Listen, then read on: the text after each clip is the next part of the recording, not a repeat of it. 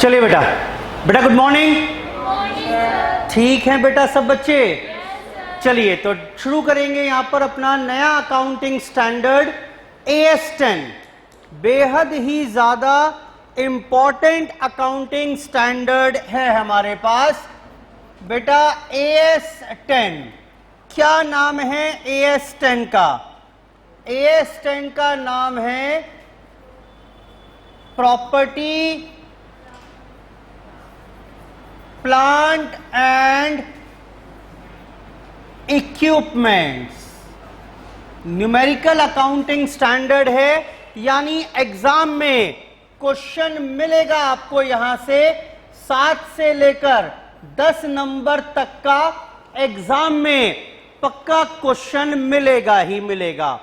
बेटा अगर मैं AS10 की बात करूं तो AS10 पहले इसका नाम होता था fixed asset, accounting for fixed asset. लेकिन उसके बाद अकाउंटिंग इंस्टीट्यूट ने ICAI ने क्या किया, नाम चेंज किया। बोला फिक्स्ड एसेट बड़ा छोटा नाम है, हम इसमें ज्यादा चीज कवर करना चाहते हैं तो इसका नाम चेंज करो। पहले तो नाम चेंज करके कर दिया प्रॉपर्टी प्लांट एंड इक्विपमेंट।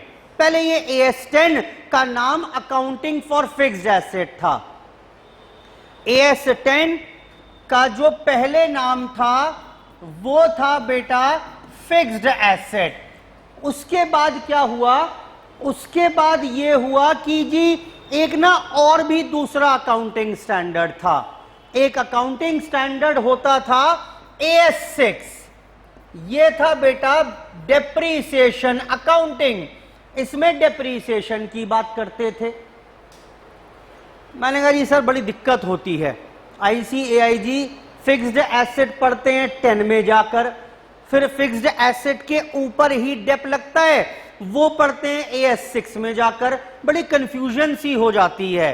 तो इंस्टीट्यूट ने क्या किया, ICAI ने क्या किया, इन दोनों को मर्ज करके इनका सारा कंटेंट डाल दिया किसमें, AS10 रिवाइज्ड में।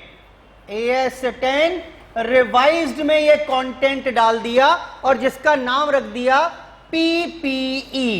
PPE की फुल फॉर्म क्या है बेटा, प्रॉपर्टी प्लांट एंड इक्विपमेंट। तो मैं इसे PPE के नाम से बुलाऊंगा बार बार, ठीक।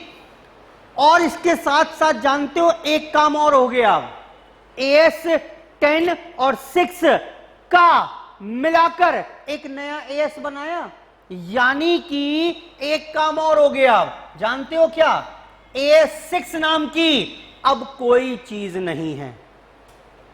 जब हम गिनतियां करेंगे ना तो हम करेंगे AS4 5 और सीधा कौन सा आ जाएगा 7, फिर 9, 8 भी विड्रॉ हो गया है, वो कहीं और पहुंच गया है, बाद में बात करेंगे उसकी।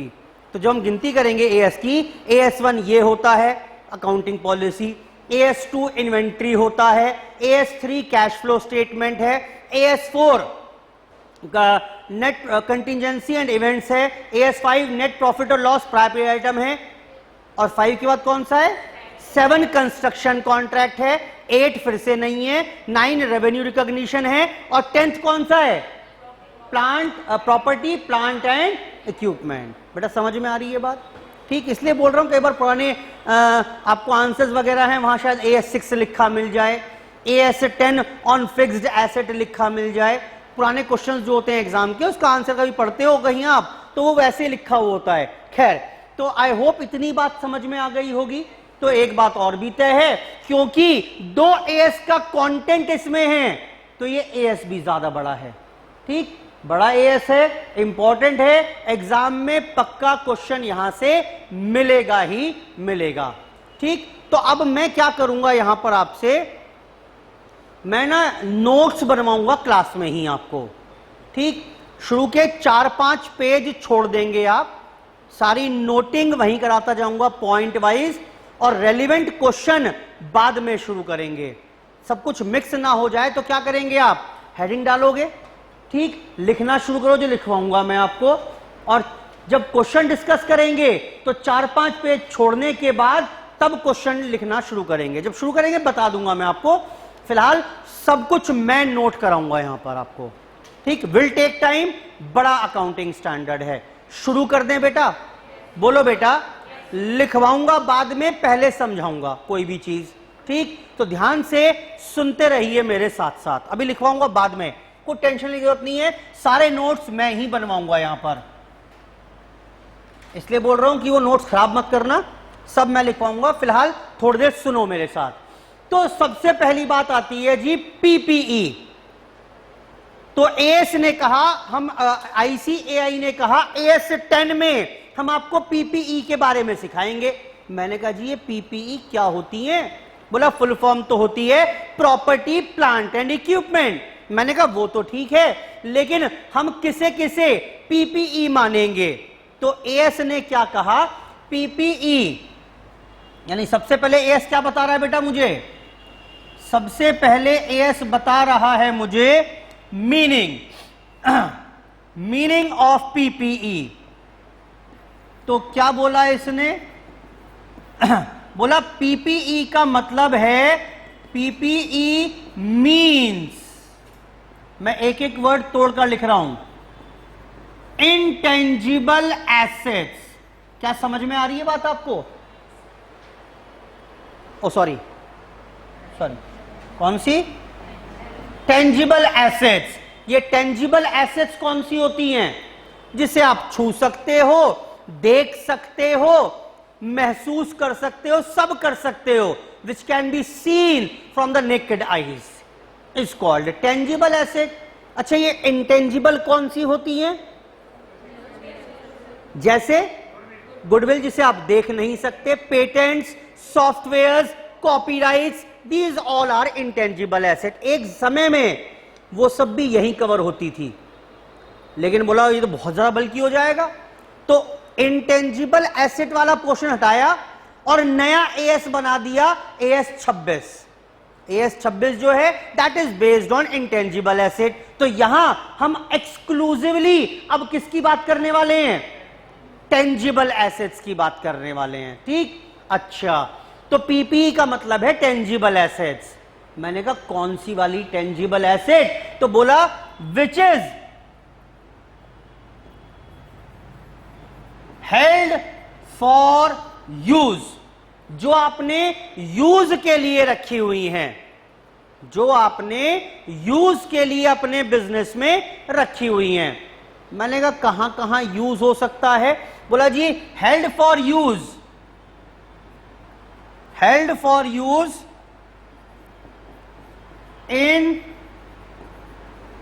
प्रोडक्शन और held for use in production or providing services or for rent or for administrative purposes.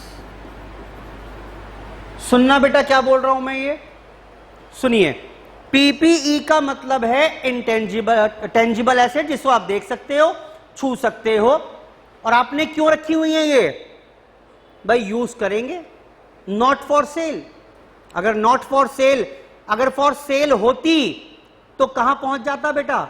AS2 में इन्वेंट्री वैल्यूएशन में। बोलो बेटा, जो मैंने बेचने के लिए रखी हुई हैं तो उसे इन्वेंट्री कह देंगे, AS2 में पहुंच जाएगा। मैंने कहा बेचने के लिए नहीं है, फर्नीचर पड़ा है। ये पीपीई है या नहीं है? है। क्यों? सुनो, पहली बात, टेंजिबल है कि नहीं है? जल्दी बोलो। हाँ, देख सकते हो, छू सकते हो। रखा हुआ क्यों है आपने? अरे बोलो क्यों रखा हुआ है? मेरे ऊपर कौन सा पॉइंट लगेगा? प्रोडक्शन के लिए है क्या? ना, प्रोवाइडिंग सर्विसेज। बोलो बेटा, ठीक है। मैंने मशीनरी रखी हुई है, उससे मैं प्रोडक्शन करने वाला हूं, क्या वो पीपीई है? अभी तक तो है। बोलो, कंप्यूटर रखा हुआ है ऑफिस में, ना तो प्रोडक्शन के लिए काम आ रहा, ना ही वो सर्विसेज प्रोवाइड करने के लिए काम आ रहा। मैं तो सर्विस दे रहा हूं आपको, मुझे कंप्यूटर की जरूरत नहीं है, तो क्यों रखा हुआ है वो? एडमिनिस्ट्रेटिव पर्पस के लिए। बोलो बेटा, सेलिंग, डिस्ट्रीब्यूशन, बाकी सब कामों के लिए रखा हुआ है, तो भी पीपीई है। ये जो बोर्ड लगा हुआ है ना, शाम को टीचर्स आते हैं, मैंने क्या किया हुआ है, मैंने कहा बोर्ड लगाया हुआ है, मैं आपको किराए पर दे दिया करूंगा शाम को, 1 घंटे के मैं आपसे 1000 रुपए चार्ज करूंगा और ये बोर्ड आप यूज कर लिया करना। मैं बोर्ड पर नहीं पढ़ाता, मैं तो व्हाइट बोर्ड पर ही पढ़ाता हूं। बताओ जरा फटाफट से, दोबारा से, ये पीपीई है या नहीं है? ना तो ये देख सकता हूं, हां देख सकता हूं, छू सकते हैं, टेंजिबल है। क्या ये मैं यूज कर रहा हूं? ना, मैं नहीं पढ़ाता इस पर, मैं पढ़ाता नहीं हूं। क्या ये किसी और एडमिनिस्ट्रेशन के लिए यूज हो रही है? ना, ऑफिस में भी काम नहीं आ रहा, तो फिर रेंट के लिए दे रखा है मैंने इसको। तो दोबारा से मेरे लिए क्या हो गई है? पीपीई। क्लियर है बात? बोलो बेटा। एंड लास्ट शर्त, held for more than 1 year, और 1 साल से ज्यादा के लिए आपने उसे हेल्ड किया हुआ हो। ठीक, तो ये कुल मिलाकर कितनी शर्तें हो गई? अब 3 हो गई। पहली कौन सी? टेंजिबल होनी चाहिए। देखो, आप केस स्टडी आएंगी बहुत सारी, तभी सॉल्व कर पाओगे।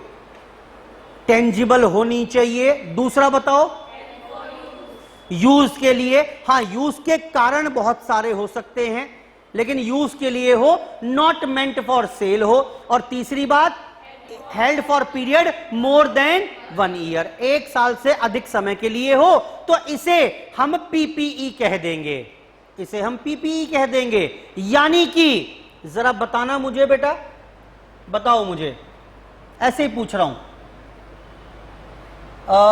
Machinery, whether this is covered under AS10 और नॉट। देखते हैं, अभी पता नहीं है। टेंजिबल एसेट है क्या? उसके बाद हेल्ड फॉर यूज है क्या? उसके बाद मोर देन 1 ईयर है क्या?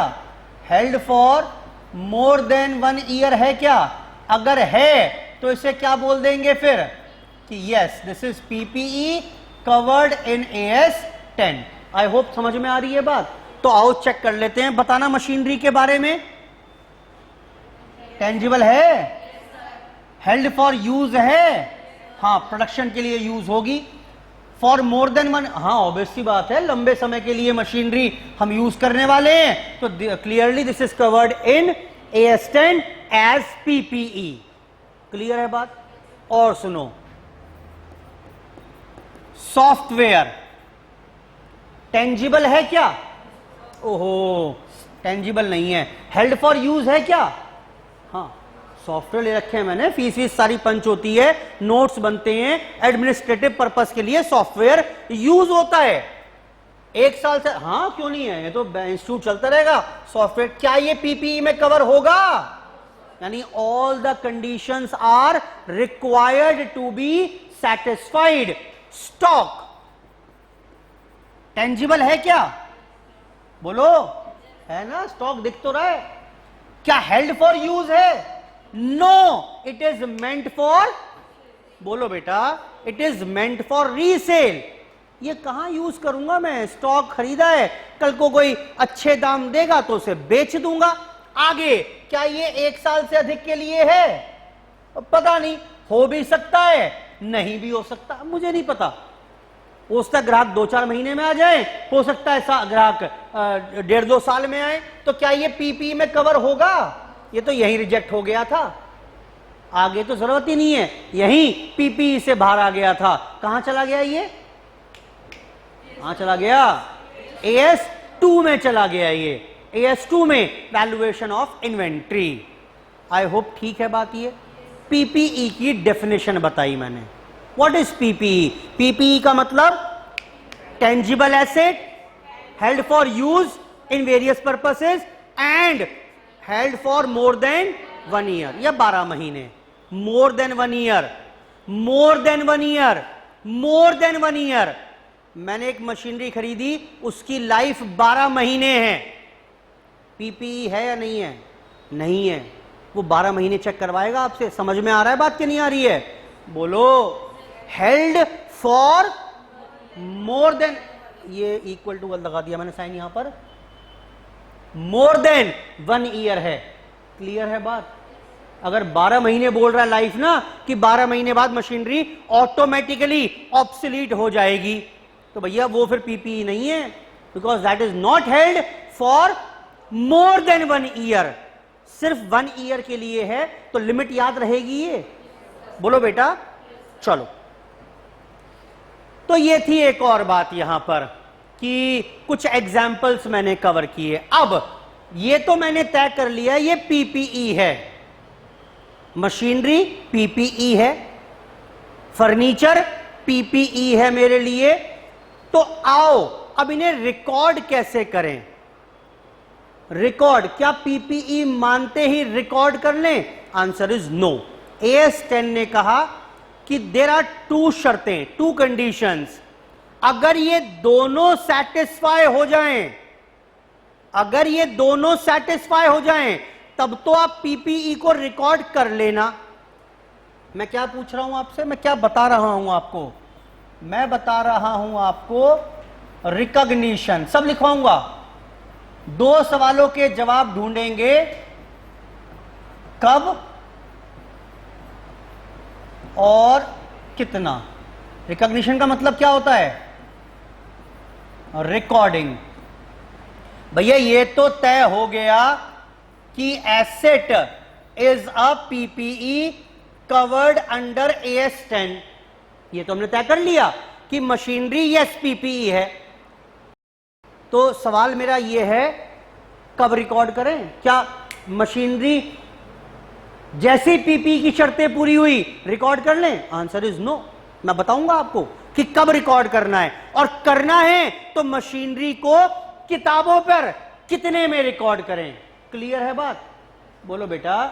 तो 2 बातें बताने वाला हूं, रिकॉग्निशन कब करना है और रिकॉग्निशन कितने में करना है। पहले कब सुनिए। तो यहां पर देयर आर 2 कंडीशंस। कब के लिए 2 शर्तें हैं। पहला, बोला जी आप पीपीई को रिकॉर्ड कर लो, कोई दिक्कत नहीं है मुझे, लेकिन 2 बातें हैं। पहली बात तो ये कि future economic benefit will flow to an enterprise. उससे फ्यूचर बेनिफिट होने चाहिए। अगर उससे कोई फ्यूचर बेनिफिट नहीं मिलने वाला आपको, तो भैया उसे पीपीई AS10 में वो नहीं आएगा। सर जैसे मशीनरी पड़ी है मेरे पास, लेकिन उससे जो माल बनता है ना, घटिया क्वालिटी का बनता है, बहुत आउटडेटेड मशीन हो गई है, घटिया क्वालिटी का माल बनता है वो। तो ये बताओ पहले तो, क्या ये जो बेकार बकवास मशीन है ये पीपीई है या नहीं है? बोलो। घटिया मशीन है, आउटडेटेड मशीन है, weather it is a PPE और नॉट। हां है भाई। शर्तें देखो ना, देखो अगर आप ना रूल से हिलोगे तो आंसर नहीं कर पाओगे कुछ भी। मैंने बोल दिया घटिया मशीन, आप परेशान हो गए। अरे घटिया मशीन है, लिख दो घटिया मशीन। टेंजिबल है? हां है। क्या वो यूज के लिए या एडमिनिस्ट्रेटिव पर्पस के लिए है? बोलो बेटा। क्या प्रोडक्शन कर सकते हो उससे? हां कर सकते हैं कि नहीं कर सकते हैं? कर सकते हैं प्रोडक्शन तो भाई। 1 साल से अधिक ठीक है, पीपीई है, तो क्या रिकॉर्ड कर लें? Answer is no. पीपीई तो है मान लिया, लेकिन रिकॉर्ड नहीं करेंगे, किताबों में नहीं दिखाएंगे उसे। क्यों? फ्यूचर इकोनॉमिक बेनिफिट नहीं मिलने वाला उससे। फ्यूचर इकोनॉमिक बेनिफिट यानी कुछ पैसा बनाकर दे मेरे को, तब तो मैं उसे पीपी मानते हुए रिकॉर्ड कर लूंगा, वरना नहीं करूंगा। मैंने एक प्याऊ बनवा दिया, नीचे मैंने क्या किया, एक वाटर कूलर लगवा दिया, मान लेते हैं प्याऊ होता है ना, वो बनवा दिया। बताओ पीपीई है कि नहीं है? वाटर कूलर पीपीई है या नहीं है? टेंजिबल है, हेल्ड फॉर यूज, हाँ है, हेल्ड फॉर यूज है, मोर देन 1 ईयर है, पीपीई तो है, लेकिन क्या किताबों में रिकॉर्ड कर लूं as an asset? Answer is no. क्यों? उससे कोई फ्यूचर बेनिफिट नहीं मिलना, उससे कोई आंसर मिलेगा ना, लोगों की दुआएं मिलेंगी, अगले जन्म में अच्छे कर्म का फल मिलेगा। और बेटा अगले जन्म की बात नहीं करने है इसमें, मैंने क्या बोला है? Future economic benefit will flow to an enterprise, और अगर नहीं है तो it will not be recognised as PP. I hope पहला पॉइंट क्लियर हो गया। दूसरा, ये क्या था? Future economic benefit will flow to an enterprise. दूसरा, cost can be measured reliably, cost को मेजर कर सकते हो आप। अगर कॉस्ट ही नहीं पता कि कितने की पड़ी फिक्स्ड एसेट, पीपीई तो है लेकिन कितने की पड़ी ये नहीं पता चल रहा, तो will not be recognised as a asset. Clear है बात? बोलो बेटा। जैसे एग्जाम्पल के तौर पर मैंने एक मशीनरी बना डाली, मैंने क्या किया, कुछ पुराने टुकड़े उठाए, ठीक, एक दोस्त को बुलाया, अपने कंसल्टेंसी ले ली उससे फ्री में, खुद दिन रात मेहनत की, वेल्डिंग की और मशीनरी बना दी। पीपीई है या नहीं है? मशीनरी बना दी, पीपीई है या नहीं है? अरे हां बोलो ना, है। क्या फ्यूचर इकोनॉमिक बेनिफिट मिलेंगे? हाँ मिलेंगे, मशीनरी बना दी, काम करूंगा उससे, लेकिन क्या कॉस्ट मेजर कर सकते हो उसकी?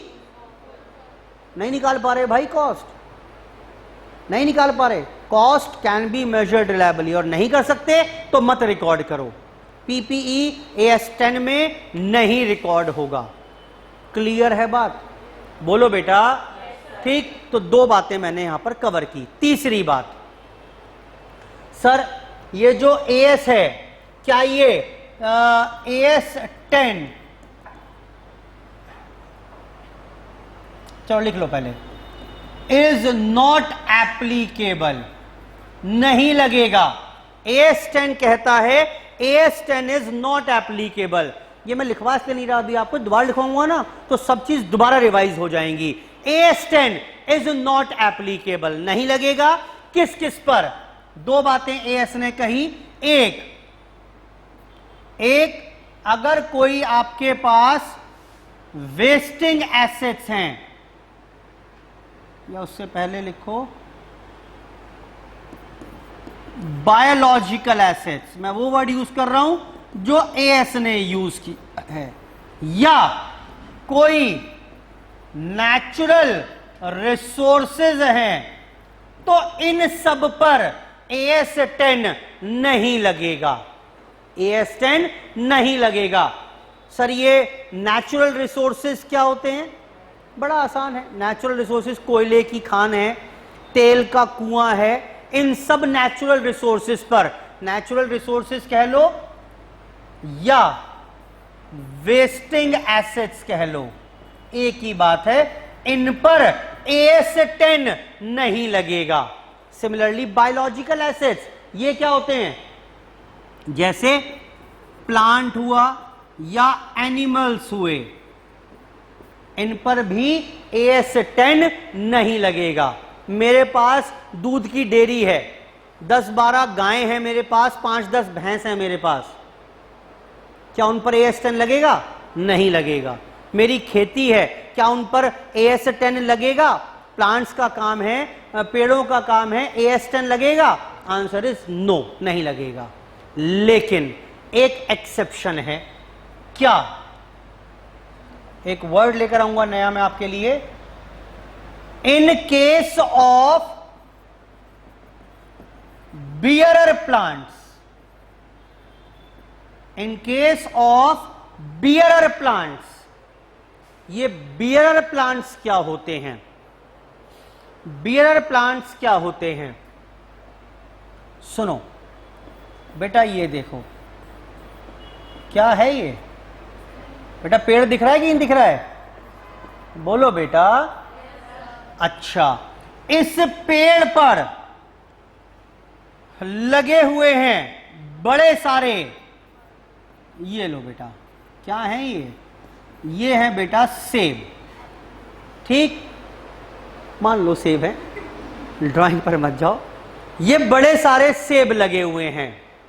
Now this is called bearer plant. Bearer plant का मतलब क्या है? बियरर प्लांट का मतलब है वो प्लांट्स जो, तीन शर्तें हैं बता रहा हूं, सुनो क्या क्या। बियरर प्लांट का मतलब है वो प्लांट जो यूज होगा, अभी लिखवा दूंगा सारी बातें प्रोडक्शन में, ठीक से सेंटेंस लैंग्वेज ठीक से कराकर लिखवा दूंगा, अभी फिलहाल समझ लो। बियरर प्लांट का मतलब जो यूज होगा प्रोडक्शन के लिए,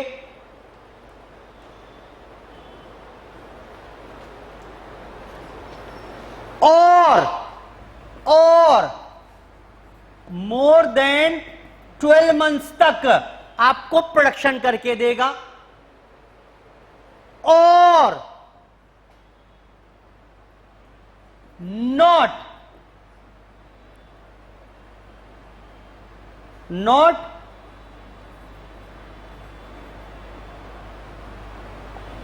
अवेलेबल फॉर सेल, और जो सेल नहीं कर सकते आप, जनरली नहीं बेचते जिसे आप। ठीक, अब ये सारी बातें इस पेड़ से समझो। ये सेब का पेड़ है, मैं बोल रहा हूं this is a bearer plant. शर्तें पूरी हो रही हैं क्या? पहली बात, ये पेड़ आप प्रोडक्शन के लिए यूज करते हो। अगर आप किसान के दृष्टिकोण से देखो तो उसके लिए प्लांट है कि नहीं है? ये पीपीई है या नहीं है? सारी शर्तें पूरी हो रही है, प्रोडक्शन के लिए यूज हो रहा है, 12 महीने से ज्यादा प्रोडक्शन करके देगा ये आपको। बोलो, उगाते जाओ हर सीजन में सेब, बेचते जाओ। और क्या कभी पेड़ बेचने की सोचोगे? क्या कभी पेड़ बेचोगे? बोलो बेटा। जनरली तो नहीं बेचेंगे। हाँ, कोई अलग ही बात, एक्सेप्शनल सिचुएशन हो जाए तो अलग बात है, वरना पेड़ उखाड़कर नहीं बेचोगे आप, नहीं बेचोगे ना। ठीक, so that is a bearer plant. Bearer plant, crops. अब आप बता रहे हो, मैं नहीं बता रहा, मैं पहले तो पूछ रहा हूं आपसे। क्रॉप्स, बियरर प्लांट है या नहीं है? क्रॉप्स, ये जो आपने चावल उगाए, या आपने गेहूं उगाए, या आपने गन्ना उगाया, ये सारे बियरर प्लांट हैं या नहीं हैं? वो नहीं है भाई। क्यों? ये तो है ही बेचने के लिए, गन्ने को काटोगे तभी तो बिकेगा। बोलो बेटा। Not a bearer plant. Trees held या ग्रोन एज लंबर। लंबर क्या होता है? ये LUMBER, लकड़ी। मैं पेड़ उगा ही इसलिए रहा हूं कि कल को उनको काट कर बेच पाए।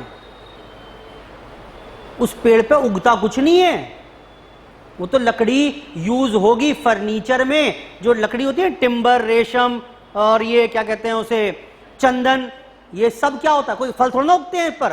पेड़ लगाए जाते हैं, ग्रो किए, काट कर बेचने के लिए। बोलो बेटा, क्या ये बियरर प्लांट है? हाँ, क्यों नहीं है? Used in, yes, not available for sale, नहीं है, ये तो बेचने के लिए ही है। बोलो बेटा। और ना ही ये कोई प्रोडक्शन करके दे रहे हैं मुझे, कोई फल फूल तो उग नहीं रहा उस पर कि तोड़कर बेच देंगे। फल फूल तो उग नहीं रहा बेटा, क्लियर है?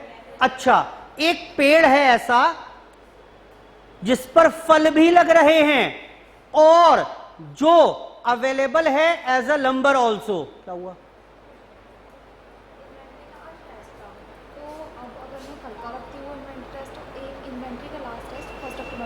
कोई बात नहीं, कोई बात नहीं, 2 कर देंगे सर, आज टेस्ट नहीं। बेटा क्लियर है मैं क्या बोल रहा हूं? Last example, tree. एक पेड़ है, फल भी उगते हैं, फल भी बेच देते हैं, और एज अ लंबर भी अवेलेबल है। कोई आएगा तो भाई पेड़ बेचोगे क्या? मैंने कहा ले जाओ पेड़, कोई बात नहीं, इतने फल उग रहे हैं, फल उग रहे हैं, इतने कोई खरीदार आ गया तो मैं पेड़ काट कर भी बेच सकता हूं। अब बताओ whether it is a bearer plant और नॉट? ना, आज पेड़ लगा हुआ है फलों के साथ, वो बियर प्लांट है या नहीं है? नहीं है। कहां शर्तें पूरी हो रही हैं?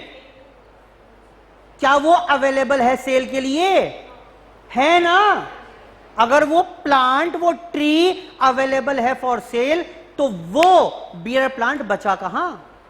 शर्तें कहां पूरी करी उसने? लॉजिक मत लगाओ अपने। जब मैं कोई चीज सवाल पूछ रहा हूं उसकी शर्तें पकड़ो और शर्तों पे टिक मारना शुरू कर दो। That's it. क्लियर है बात बेटा? बोलो बेटा। ठीक, तो बड़े सारे एग्जाम्पल ये इसमें लिखे हुए हैं। लीची की जो पेड़ होते हैं, ठीक, या ग्रेप्स की जो वाइन होती हैं, ये सारे के सारे यहां पर हमारे बियर प्लांट हैं। आई होप समझ में आ रहा है एग्जाम्पल ये। ठीक, बियर प्लांट। तो हमने क्या पढ़ा? हमने पढ़ा यहां पर कि AS10 इज नॉट एप्लीकेबल। किस पर एप्लीकेबल नहीं होगा? बोलो बेटा। एक तो बायोलॉजिकल एसेट्स पर, यानी प्लांट पर, एनिमल्स वगैरह पर, और प्लांट के बारे में एक बात बताई अलग से, एक्सेप्शन, कि वैसे प्लांट पर लगता नहीं है, लेकिन बियर प्लांट अगर है तो वो AS10 में कवर होगा। पूछो मुझसे बियर प्लांट कौन सा? पूछो। तो 3 शर्तें अगर पूरी हो जाएं तो बियर प्लांट। ये 3 शर्तें कौन सी? बोलो बेटा। प्रोडक्शन के लिए यूज होता हो, 12 महीने से ज्यादा प्रोडक्शन दे, और तीसरी बात नॉट अवेलेबल, वो जनरली बेचने के लिए नहीं है भाई वो। ठीक, और अगर ये शर्तें पूरी हो जाएं तो it is a bearer plant and will be covered in AS10, PPE में आ जाएगा। ठीक, और दृष्टिकोण सोचो ना, एक किसान के दृष्टिकोण सोचो।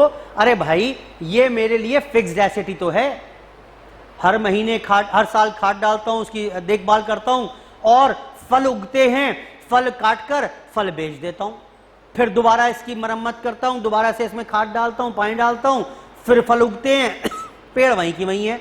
तो पेड़ is acting as a machinery for a farmer. हाँ के ना? चलो ठीक है। अब बेटा सवाल 2 थे हमारे, एक रह रहा है अभी इसमें। कौन सा बेटा? वापस आओ। कि कितने पर रिकॉर्ड करिएगा, ये समझ में आ गया। फिक्स्ड एसेट कौन सी हैं, AS10 में कौन कौन सी PPE आएंगी, तो आओ रिकॉर्ड करते हैं। बात आई कब रिकॉर्ड करें? भाई साहब रिकॉर्ड करने का ख्याल मन में तब लाना जब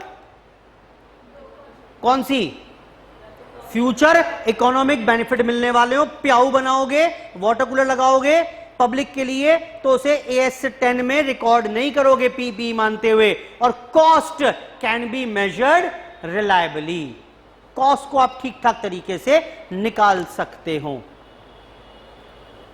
याद है गुडविल, इंटरनली जनरेटेड गुडविल हम रिकॉर्ड नहीं करते थे।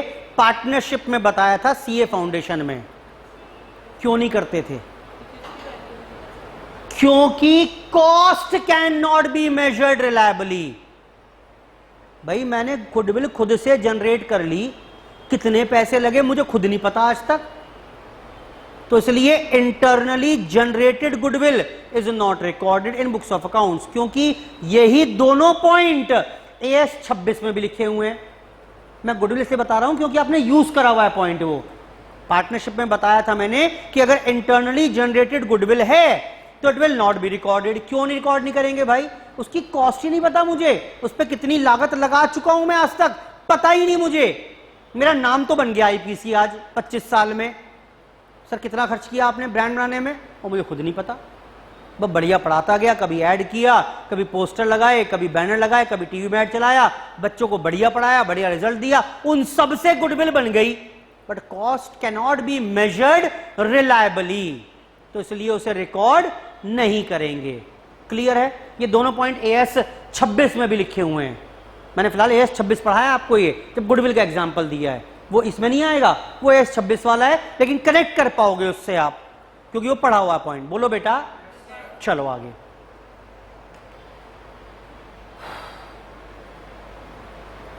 आगे आइए। अब कब हो गया, कितने पर रिकॉर्ड करेंगे?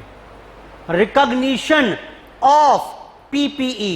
अभी पढ़ा प्रिंसिपल हमने कि रिकॉर्ड कब करेंगे, ये तो प्रिंसिपल था, रूल क्या था रिकॉर्ड करने का।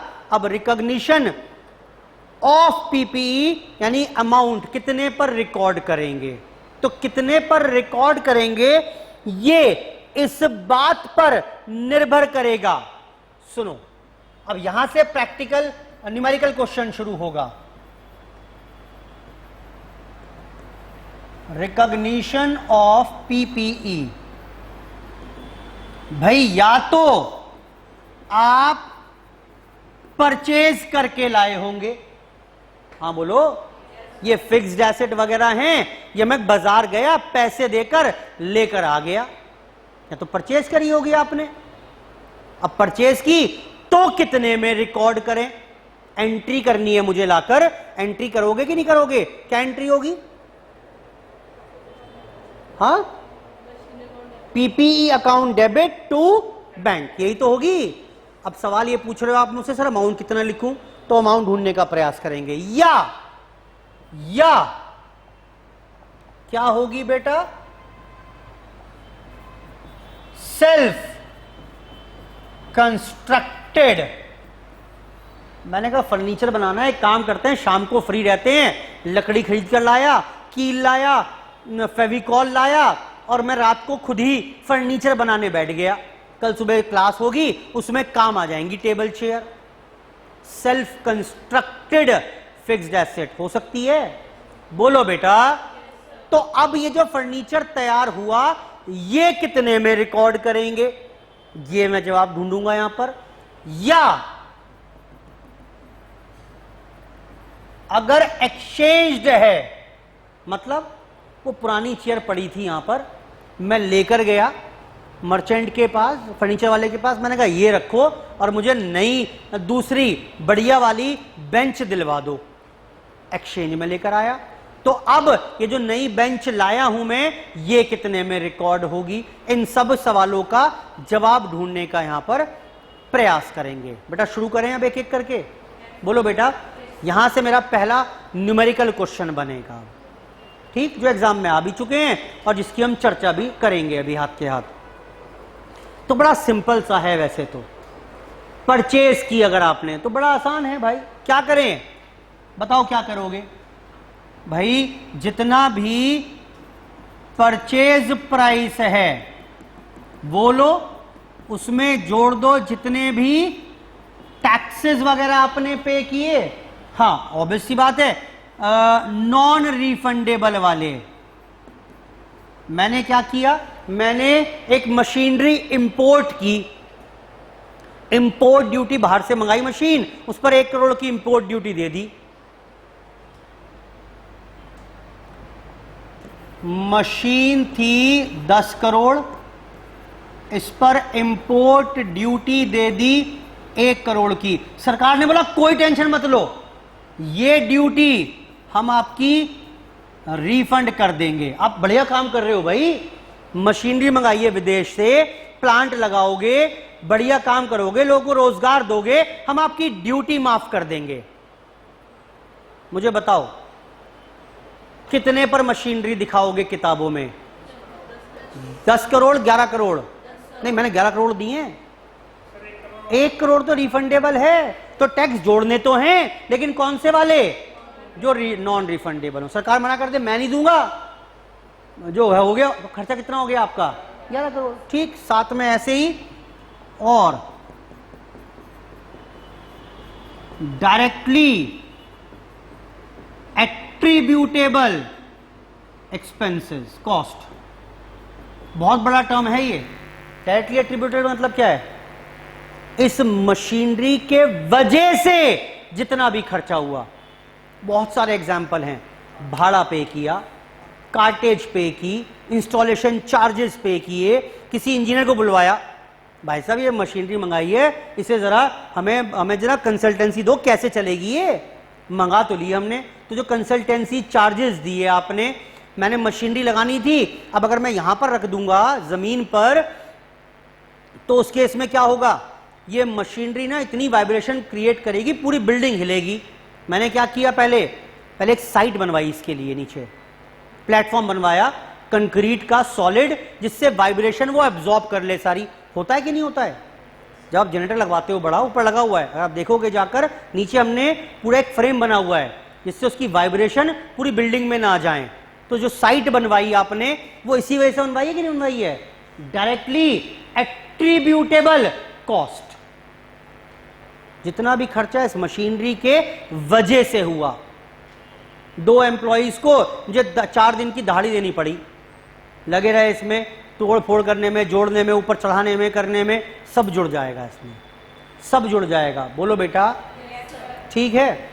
अच्छा, डायरेक्टली एट्रीब्यूटेबल कॉस्ट जितनी भी है वो सब जोड़ देंगे, प्लस एक्सपेक्टेड डिसमेंटलिंग चार्जेस। ये कुछ नया पॉइंट लगेगा आपको सुनने में। भाई ये मैंने मशीन लगा तो ली, 10 साल लाइफ है, 10 साल बाद इसे उखाड़ कर फेंकना पड़ेगा। और भाई साहब इतनी बड़ी मशीन है, जब उखाड़ कर फेंकूंगा ना इसको या डिस्पोज ऑफ करूंगा, तो 20,000 रुपए तो इसको डिसमेंटल करने में लग जाएंगे। प्लेटफॉर्म हटाना पड़ेगा पूरा दोबारा से, ठीक, उसके पेंच वेंच खोलने पड़ेंगे, और बहुत सारा सीमेंट लगा हुआ है, बहुत सारे इंस्टॉलेशंस हैं, तो वो सब भी आज ही मशीनरी की कॉस्ट में जुड़कर आएगा। क्लियर है बात, ठीक। तो जितने डिसमेंटलिंग चार्जेस हैं, बाकी कुछ चीजें और यहां पर लिखवा दूंगा। ये क्या हो गई मेरी, कॉस्ट ऑफ पीपीई, इतने पर आप एंट्री करेंगे। क्लियर है बात, बोलो बेटा। अच्छा, अब मैंने अगर खुद बनाई तो सुनो, मैं फर्नीचर बनाना था, मैं लकड़ी ले आया 1000 की, 200 रुपए का खर्चा और हो गया, तेल का, इसका क्या कहते हैं, फेविकॉल, पेंच और न जाने क्या क्या, ओवरहेड्स में 200 रुपए और खर्च हो गए। कितने खर्च हो गए मेरे, 1200 रुपए। 1200 रुपए नकद देकर आया मैंने फर्नीचर बना लिया, और सुबह को मैंने कहा अपने मुंशी से, मुंशी जी एंट्री कर दो फर्नीचर की।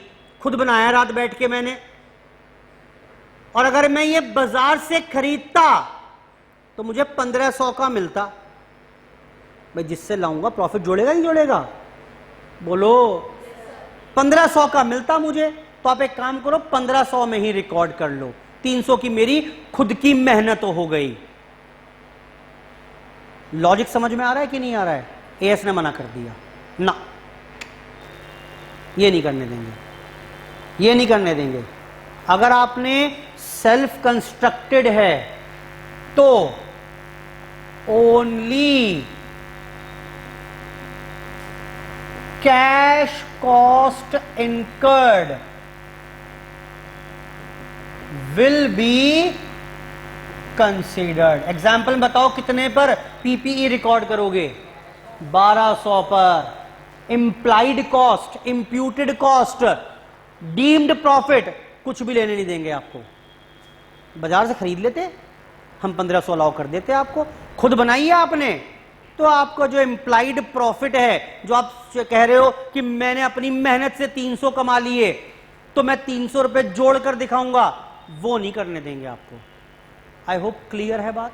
Only the cash cost incurred will be considered. बेटा ठीक है यहां तक की बात। चलो एक काम करते हैं, काफी कुछ पढ़ा दिया मैंने, सब भूल जाओगे। यहां तक कुछ इकट्ठा करते हैं पहले। डालो अब हेडिंग मेरे साथ। इंटेंजिबल एसेट लिख लिया होगा आपने, काफी कुछ पढ़ा दिया।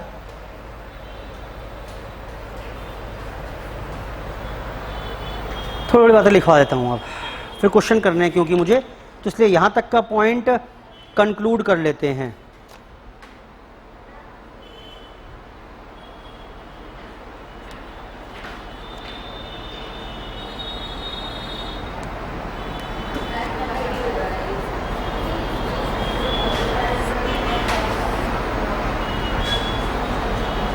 चलो नोट्स बनवा ही देता हूं मैं आपको। लिखो कुछ चीज़ें, एग्जाम्पल भी लिखाऊंगा साथ में। डालिए पहला पॉइंट, ये हेडिंग चलती रहेंगी हमारी, याद रहेगा आपको लिंक बनाने में।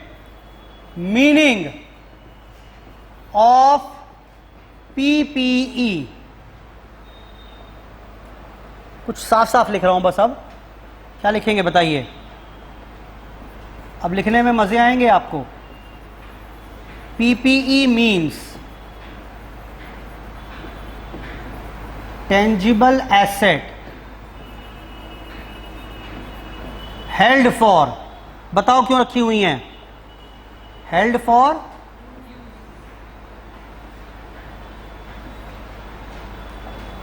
For use in production,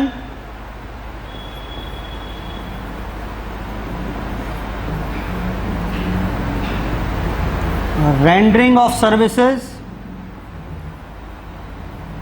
rent और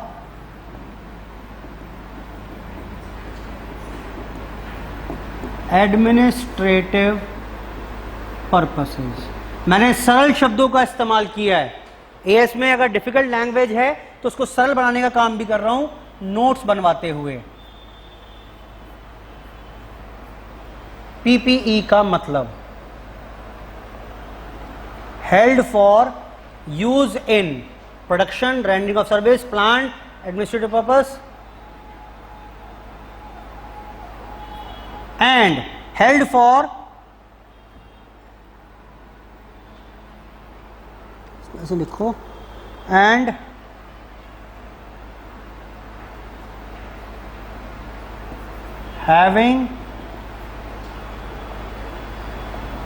having expected life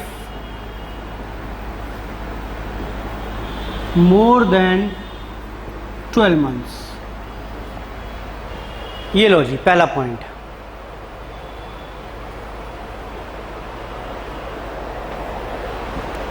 expected life more than 12 months, life 12 महीने से ज्यादा हो। 3 शर्तें यानी मैंने यहां पर आपको बता दी। टेंजिबल होना चाहिए, यूज के लिए होना चाहिए, यूज कहीं भी कर लो, ये रहे सारे यूज, और उसकी लाइफ 1 साल से ज्यादा होनी चाहिए। एक काम कर लेते हैं, एक छोटा सा यहां पर अपनी याददाश्त के लिए ही चार्ट बना लेते हैं।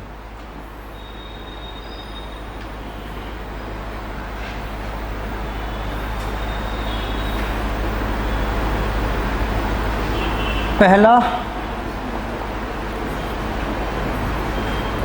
चेक करेंगे टेंजिबल है कि नहीं है, हेल्ड फॉर यूज है कि नहीं है, लाइफ मोर देन 12 मंथ्स है कि नहीं है। फिर तय करेंगे इसके बेसिस पर पीपीई है या नहीं है। कुछ एग्जाम्पल्स लिखूंगा यहां पर, मैं डिस्कस कर चुका हूं वैसे ये।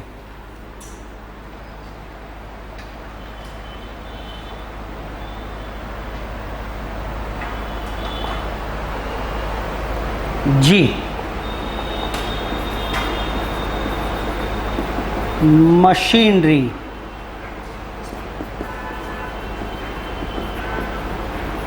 फर्नीचर,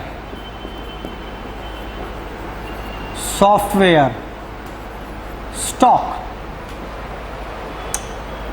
बता देना बेटा जरा।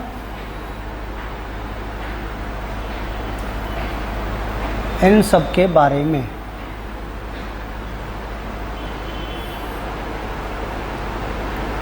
क्या टिप्पणी करोगे अब?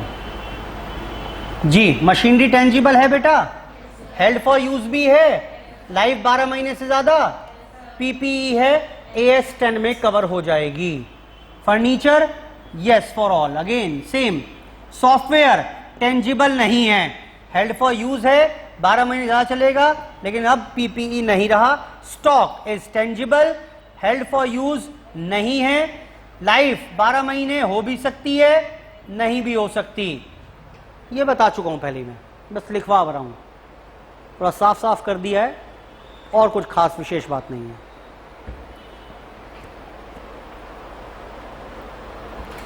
और कोई खास विशेष बात नहीं है।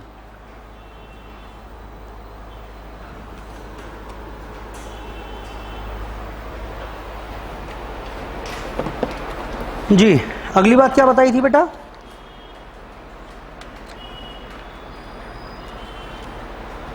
Recognition principle.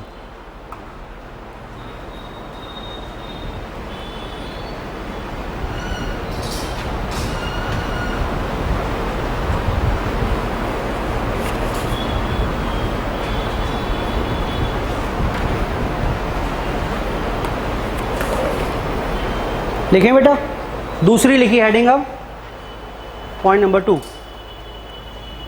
Point number 2,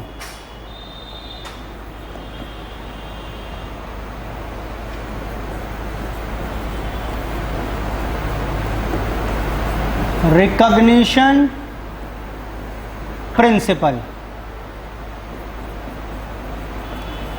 PPE should be recognized as an asset if following conditions are satisfied।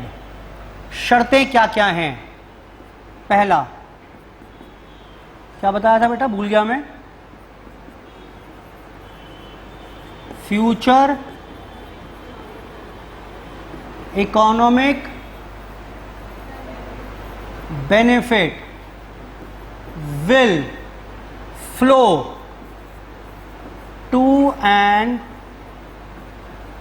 enterprise and, बेटा ये एंड वर्ड लिखा हुआ है, इस एंड का मतलब बताओ।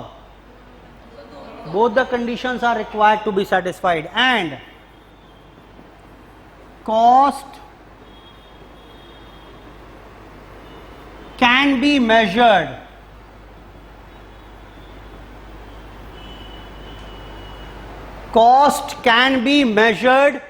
reliably। cost can be measured reliably।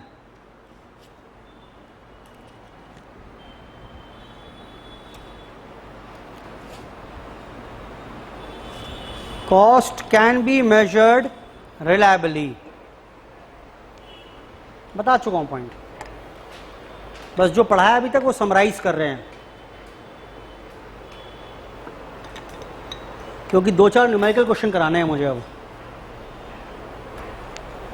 इसलिए यहां तक की बात समराइज कर रहे हैं। थर्ड पॉइंट लिखिए, applicability. Third point is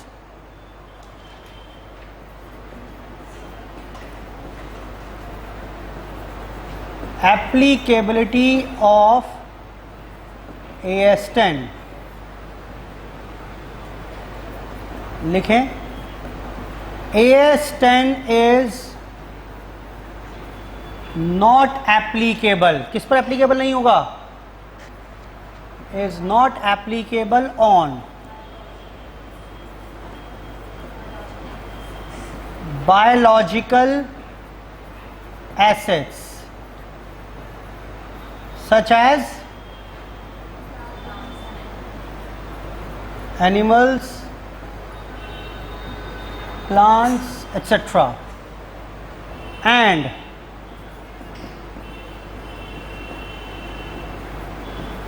wasting assets such as coal mines, oil wells etcetera, तेल के कुएं। लो जी, AS10 इन पर नहीं लगेगा, लेकिन यहां से एक बात याद आ रही है मुझे जो बताना आवश्यक है। बताओ कौन सी? जरा बियर प्लांट की बात कर लेते हैं, ठीक? तो यहां तो कह रहे हैं प्लांट पर लगेगा नहीं, लो इसका एक्सेप्शन भी है। Exception AS10 is applicable on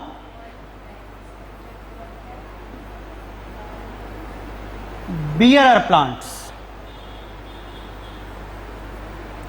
is applicable on bearer plant.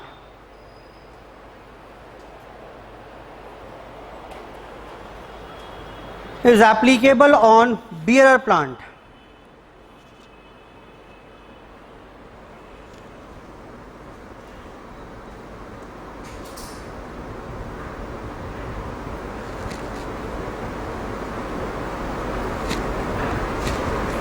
लिखें, बियर प्लांट के बारे में लिखवा रहा हूं एक दो वर्ड।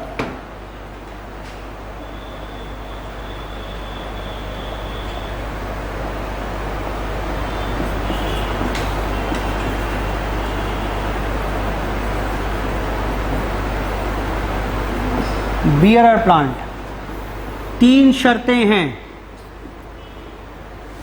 अगर वो तीनों पूरी हो जाएं तो बियर प्लांट बोलेंगे। पहली शर्त क्या थी बताओ बेटा? Used in production,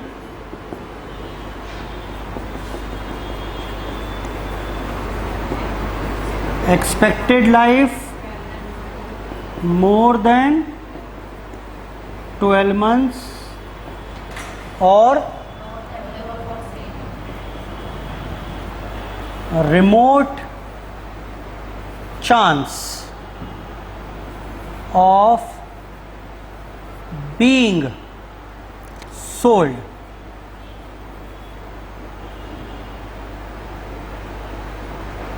come he chance हैं, कोई क्यों ही खरीदेगा सेब का पेड़ मुझसे आकर, क्यों ही खरीदेगा भाई, बिकेगा ही नहीं।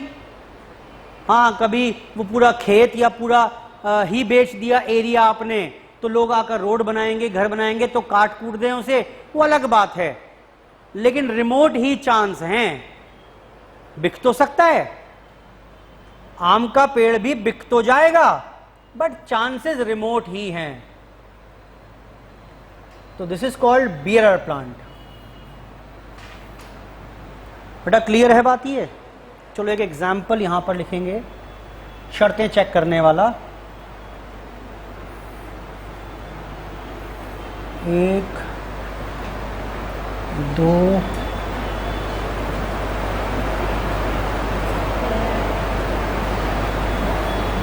चलो ऐसे देखो,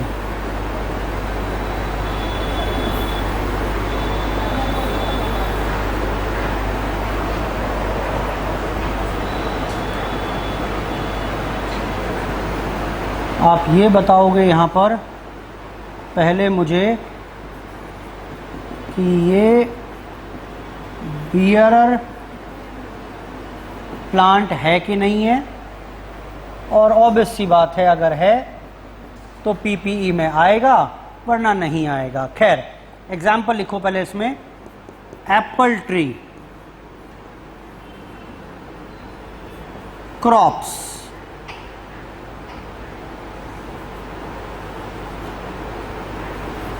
ट्रीज ग्रोन एज, क्या एग्जाम्पल बताया था नाम? लंबर। लंबर माने लकड़ी, लिख लेना उसके आगे। ये वर्ड वो है जो एएस ने यूज किया है, तो कुछ कुछ वर्ड से आपकी पहचान भी होती रहे। ऑल्दो सिंपल लैंग्वेज यूज कर रहा हूं मैं बताने के लिए कॉन्सेप्ट पूरा। और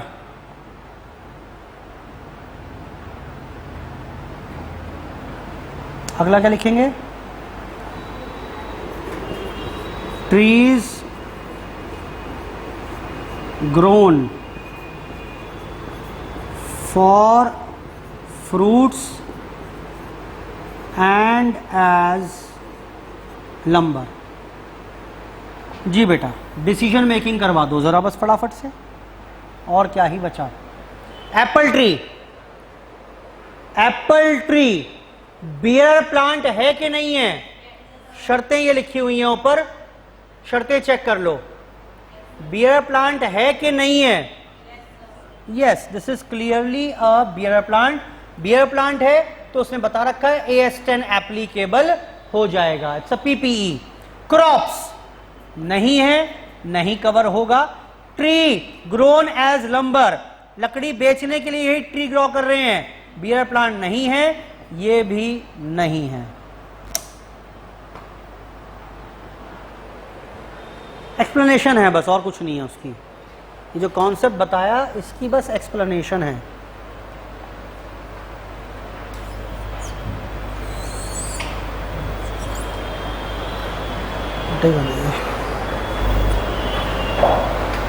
बेटा नोट कर लिया ये भी? ये क्या था फिर? Applicability of accounting standard. Point number 3, main point number 3 था ये। पॉइंट नंबर 4 लिखेंगे।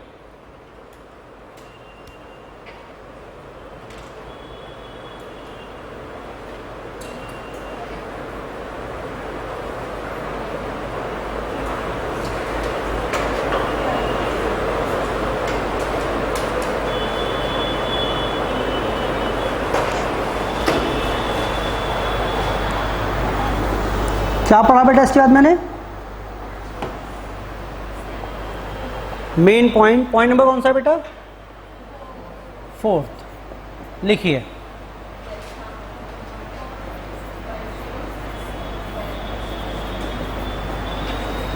रिकॉग्निशन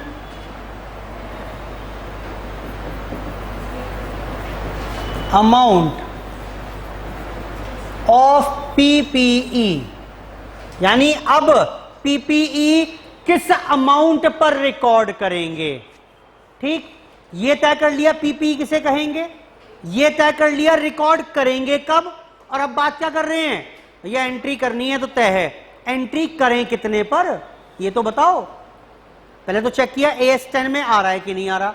आ रहा है तो एंट्री होगी कि नहीं होगी? होगी। भाई फ्यूचर बेनिफिट मिल रहे हैं, कॉस्ट भी निकाल सकते हैं, तो एंट्री होगी। कितने पर होगी? तो कितने पर होगी ये निर्भर करेगा इस बात के ऊपर कि आपने वो परचेज कैसे की थी। लिखो, इफ PPE is purchased, ये ABC कई सारे चलेंगे यहां पर। अब रिकॉग्निशन ऑफ PPE में बताओ क्या क्या लिखे हैं। पहला,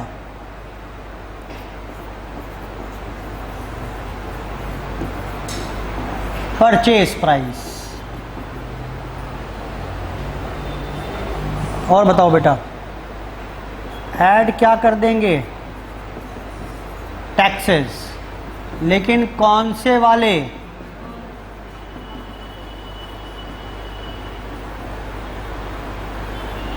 नॉन रिफंडेबल।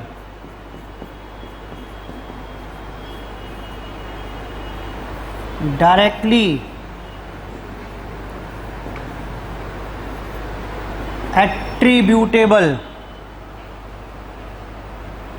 एक्सपेंसेस, जो स्पेसिफिकली इस एसेट के लिए ही खर्चा हुआ।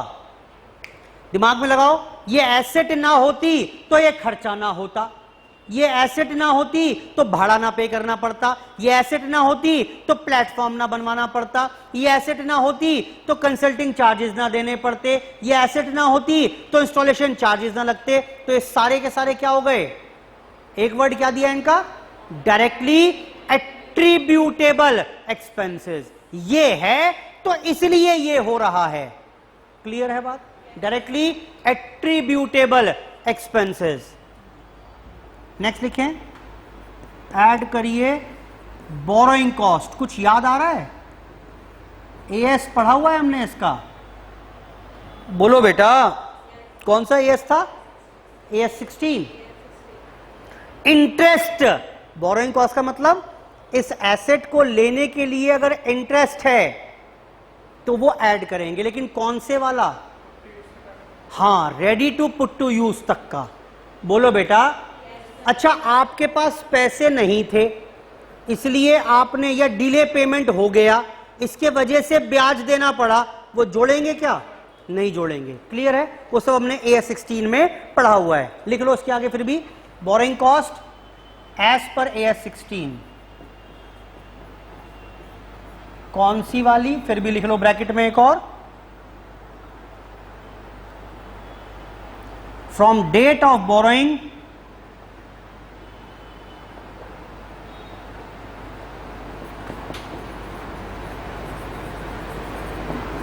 from date of borrowings to the date asset is ready to put to use। वैसे सब AS 16 की कहानी है, AS 16 की कहानी है ये। और क्या करेंगे? और ऐड करिए डिसमेंटलिंग चार्जेस।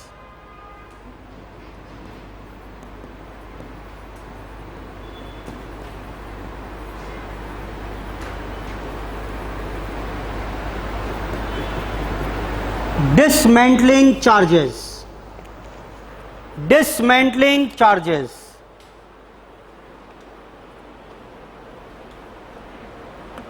डिसमेंटलिंग बेटा एग्जांपल बता दिया इसका मैंने आपको।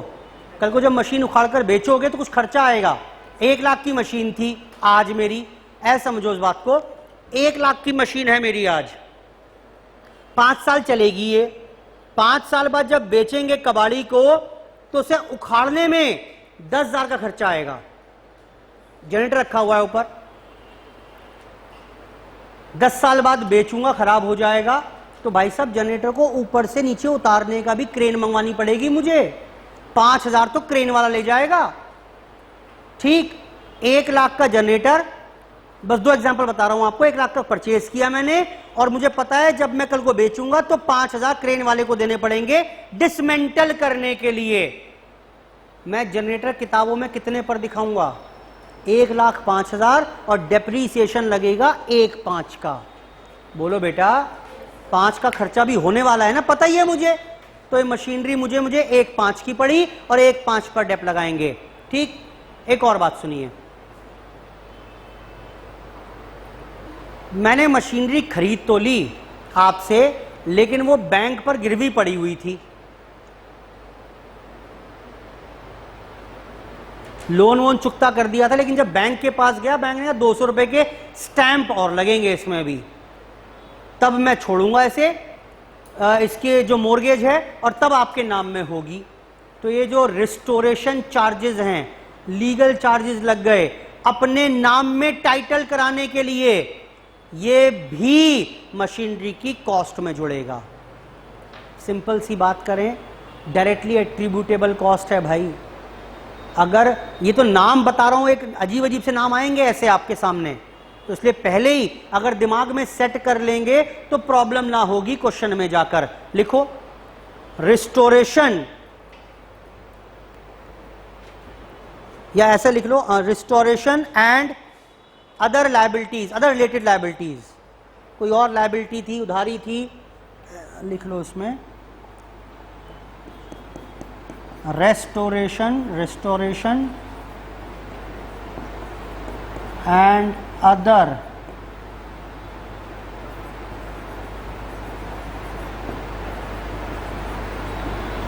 Related liability. ये आ जाएगी बेटा मेरे पास। क्या आ गई है फाइनली? ये आ गया बेटा। क्या है ये? Cost of PPE। इसके बारे में कुछ बातें लिखेंगे अभी, और बेसिक फॉर्मूला खड़ा कर दिया मैंने यहां पर। मेरा पहला क्वेश्चन यही आएगा, एसेट खरीद कर लाए, बताओ कितने की दिखाएंगे एज पर AS 10। इसके ऊपर काम शुरू करेंगे अभी हम, न्यूमेरिकल क्वेश्चंस। लेकिन उससे पहले कुछ लिख लो। नोट नंबर 1, ये ए पॉइंट ही चल रहा है, नोट लिखो इसमें।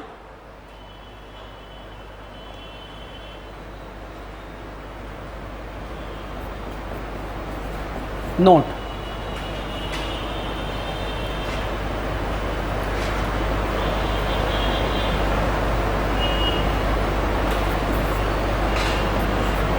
डायरेक्टली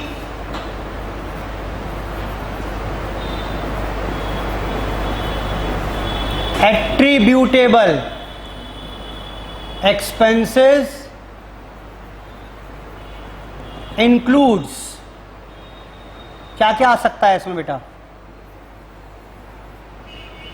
कुछ एग्जाम्पल्स नाम लिखवा रहा हूं बस, और क्या है, लिख लो। Installation charges,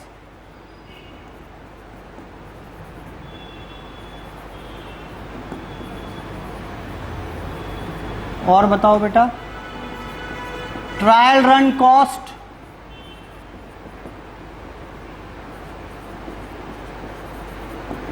consulting charges,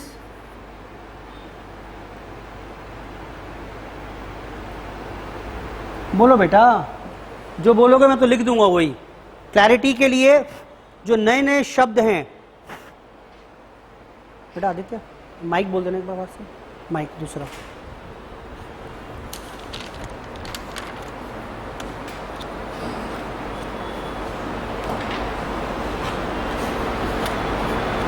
site preparation charges लिख लो बेटा, साइट प्रिपरेशन चार्जेस,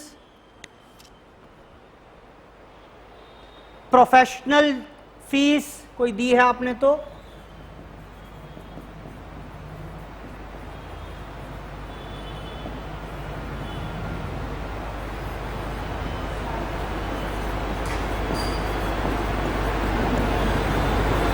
कोई प्रोफेशनल फीस आपने दी है तो,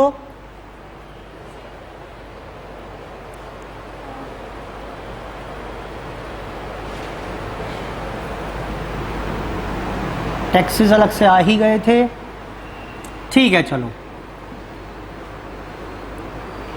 ठीक। डायरेक्टली एट्रीब्यूटेबल एक्सपेंसेस लिख लो बेटा फटाफट से।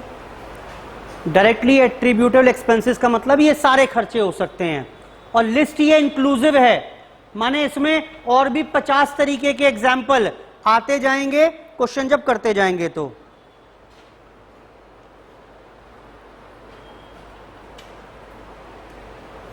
चलिए एक और क्लैरिटी के लिए पॉइंट लिख लेते हैं, एक्सपेंसेस नॉट इंक्लूडेड। वैसे तो बाकी बहुत सारे पता है मुझे, लेकिन फिर भी एक लिस्ट बना लेते हैं क्लैरिटी के लिए। लिखें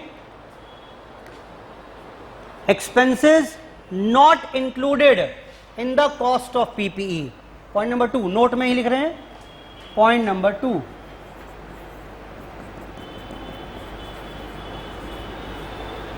not included in cost of PPE.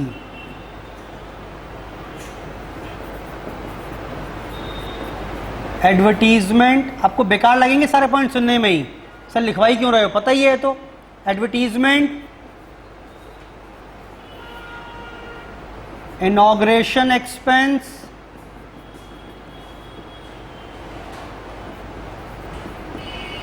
Interest on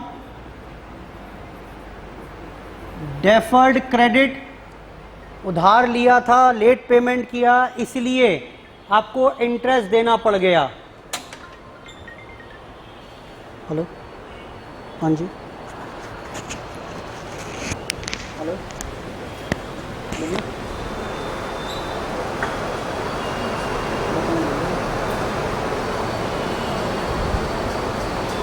hello, बोलो भैया, तो चाणक्यपुरी, चाणक्यपुरी भैया शासन बहुत प्रिय से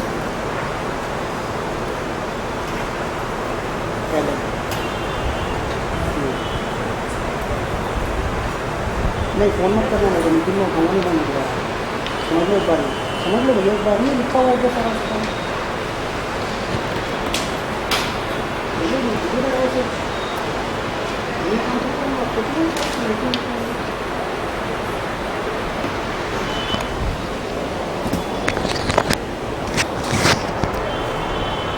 जी बेटा हो गया कि नहीं हुआ? इंटरेस्ट ऑन क्या लिखा हमने? Advertisement, inauguration expenses, interest on deferred credit, sales promotion expenses लिख लो एक दो लाइन और क्लैरिटी के लिए है बस। सेल्स प्रमोशन एक्सपेंसेस,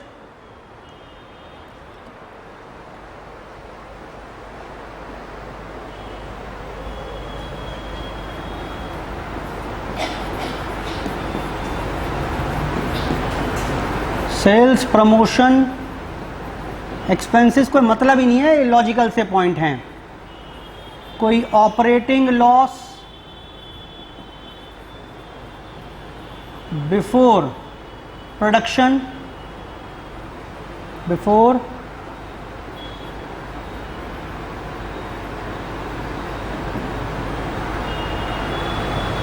चलिए बतेरा हो गया, थोड़ा सा आइडिया हो गया होगा। ये सब इंक्लूड नहीं करने, और ये वैसे भी नहीं करता मैं। अगर नहीं भी लिखवाता पॉइंट में तो एडवर्टीजमेंट खर्चा लिखा हुआ है तो क्या जोड़ते उसे? नहीं जोड़ते। प्रमोशन एक्सपेंस है, सैलरी ऑफ मैनेजर है, नहीं जोड़ेंगे। ठीक, will not be added in the cost of PPE. I hope यहां तक की बात क्लियर हो गई बेटा। ये so this was point number 4। ये हमारे पास पॉइंट नंबर 4 था। यहां पर पॉइंट नंबर 4 था यहां पर हमारे पास, recognition of amount of PPE. अगर परचेज किया तो कितने में दिखाएंगे। ठीक, अब बताइए कितने पेज आपके ऑक्यूपाई हो गए अभी तक? कितने भर दिए पेज आपने? 2-3 पेज भर दिए ना आपने। आप एक काम करिए, इस हिसाब से मुझे 4 पेज और चाहिए, 5 छोड़ दो बल्कि ब्लैंक। 1 2 3 4 5 6, 5-6 छोड़ दो, कोई दिक्कत नहीं है। एक बार फालतू छूट जाए वो इसलिए कि सारी नोटिंग यहीं पर आती रहे। अब शुरू करेंगे क्वेश्चंस इसके बाद। पढ़िए मेरे साथ साथ, पढ़िए। अब काफी कुछ करा दिया मैंने आपको। जो क्वेश्चन करने हैं अब मैं लिख रहा हूं पहले, फिर उनको 1 बाय 1 शुरू कर देंगे झटपट से। क्वेश्चंस जो कवर करने हैं आपको, अब क्वेश्चन नंबर 3 करके देंगे मुझे। 6 करिए मेरे लिए, 7 करें मेरे लिए। कुछ एग्जाम के क्वेश्चंस हैं। 8 करिए मेरे लिए।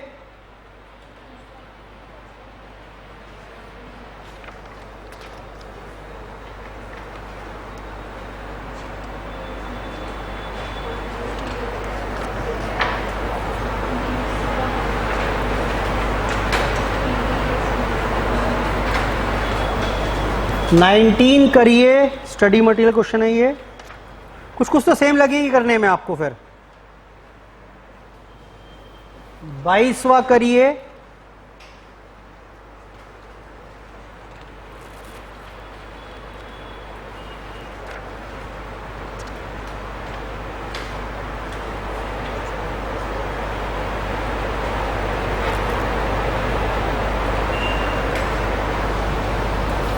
चौबीस करिए और 25 करिए।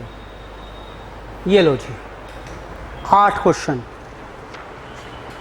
25 में से 8 क्वेश्चन मैंने बोल दिया करने के लिए। करिए ने स्टार्ट फटाफट से। चलिए, उसके बाद चर्चा शुरू करते हैं 10 मिनट बाद दोबारा से। ठीक, धन्यवाद, बाय बाय।